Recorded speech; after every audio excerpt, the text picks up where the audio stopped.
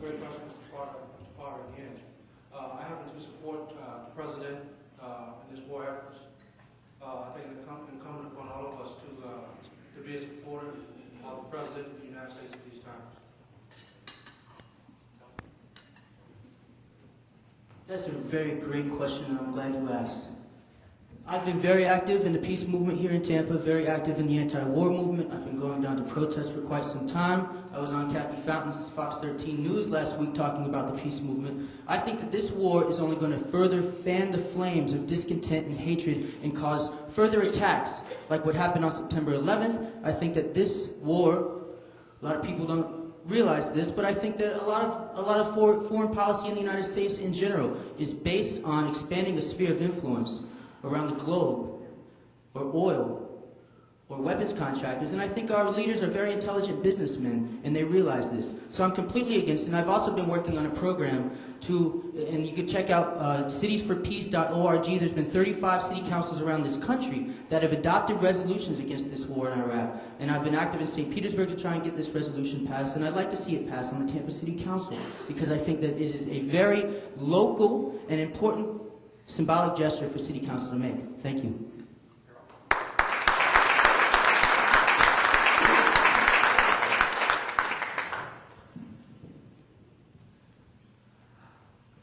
I remember the beginning of the protests against the Vietnam War. And it took 10 years before people realized that that war was not going to benefit anybody. We now have most of our allies asking us to wait until the inspectors finish their job.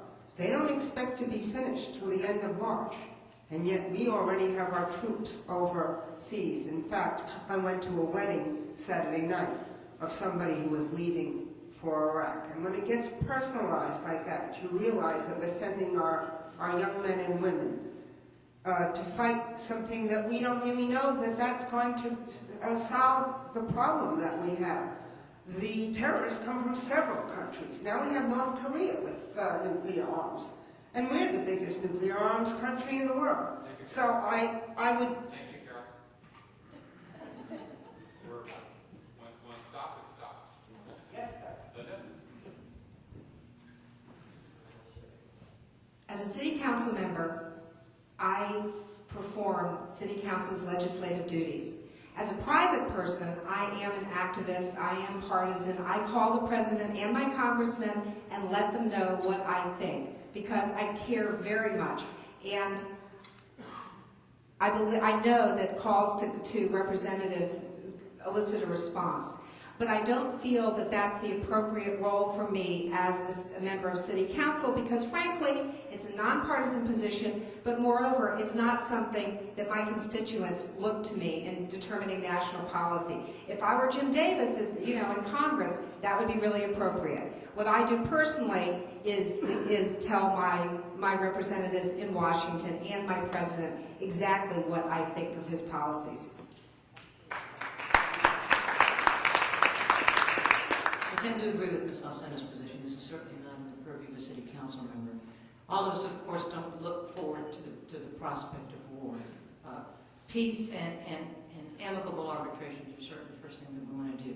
However, the reality of government is the gentleman that we all elected as our president makes that final choice. And so hopefully his wisdom will prevail, and we will end up ultimately not going to war. But I would have to respect the wish of the president, because in fact he is our leader. And a leader at any level has to take the heat when they make the decisions for you, for us, for all of the United States of America.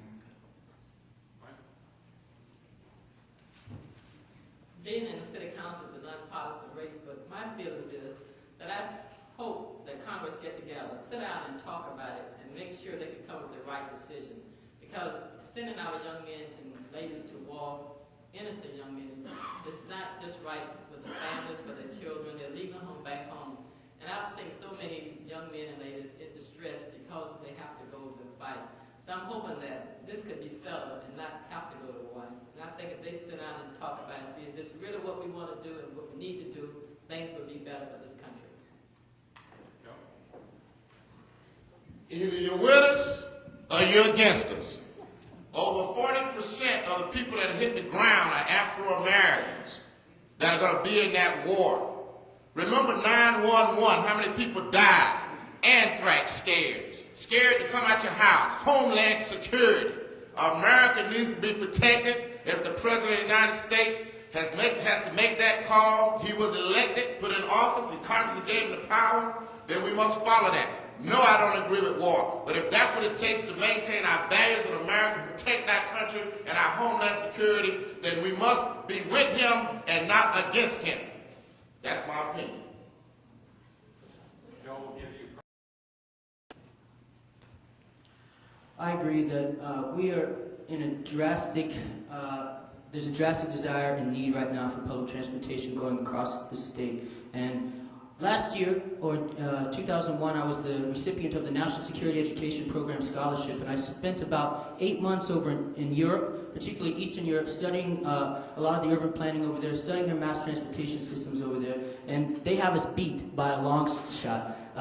Transportation there is overwhelmingly better. You can get from the cities out into the countryside, back into the cities with great ease, and I think that's really important that we have something from downtown Tampa, and possibly a feeder. Like you said, I have to look at the feasibility and look at the exact plans on that, but I'm very supportive of that idea.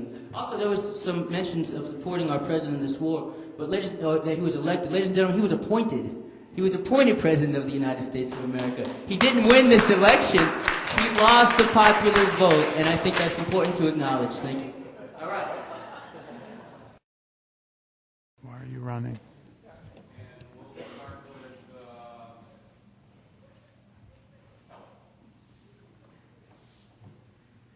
I'm running because I'd like to see more citizen participation in the democratic process down in City Hall.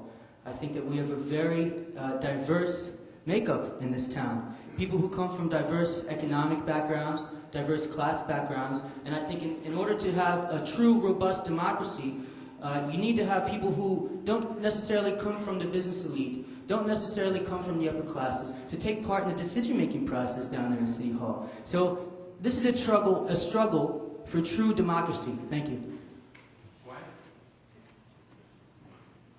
The reason I have run is to make life better for all the citizens of Tampa, Florida.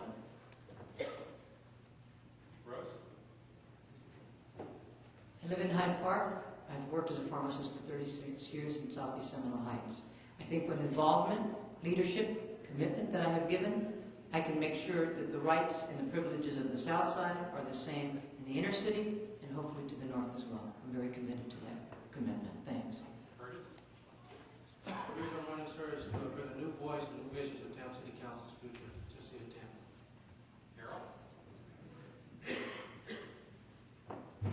I have worked as an advocate for the citizens of the city of Tampa for many years. I want to continue that advocacy, this time from inside government instead of outside government. And I want to thank all of our candidates, and I think that we've got a great choice in 2003.